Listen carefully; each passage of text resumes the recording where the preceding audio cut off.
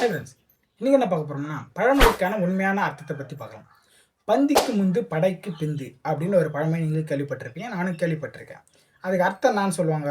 பந்திக்கு முந்துனா ஃபஸ்ட்லேயே போய் பந்தியில் உட்காந்து சாப்பிட்றணும், அப்போ தான் நம்மளுக்கு எல்லா பொருளும் கிடைக்கும் அப்படின்னு. படைக்கு பிந்துனா நம்ம படையில் பின்னாடி இருக்கும்போது நம்ம கொஞ்சம் சேஃப்டியாக இருக்கலாம் அப்படின்ற அர்த்தம் அப்படின்னு நீங்கள் நினச்சின்னு இருப்பீங்க. ஆனால் இதுக்கு அதே அர்த்தம் இல்லை. இதுக்கு உண்மையான அர்த்தம் என்னென்னா, பந்திக்கு முந்து படைக்கு பிந்து அப்படின்னா என்னன்னா, அந்த காலத்தில் புலவர்கள் நம்ம வலது கையை பற்றி ஒரு ஸ்டேட்மெண்ட் சொல்லியிருக்காங்க. அது என்னன்னா, பந்திக்கு முந்து அப்படின்னா பந்தியில் நம்ம வலது கை முந்தி செல்லும், அதுதான் பந்திக்கு முந்துன்னு சொல்லுவாங்க. இதே படைக்கு பிந்துனா நம்ம படையில் போர்க்களத்தில் நம்ம கையில் வில் அம்பு இருக்கும்போதோ நம்ம கையில் இருக்கிற அம்பு எவ்வளோக்கு எவ்வளோ பின்னில் போதோ அவ்வளோக்கு அவ்வளவு படை முந்தி செல்லுமா, அதுதான் படைக்கு பிந்து அப்படின்னு சொல்லியிருப்பாங்க. இது உங்களுக்கு தெரியாது நினைக்கிறேன், தெரிஞ்சுக்கங்க. இது போல் இன்ட்ரெஸ்டான ஃபேக்ட்ஸ் எல்லாம் தெரியுமா, சப்ஸ்கிரைப் பண்ணுறேங்க. அடுத்த வேலை சந்திக்கிறேன். பாய்.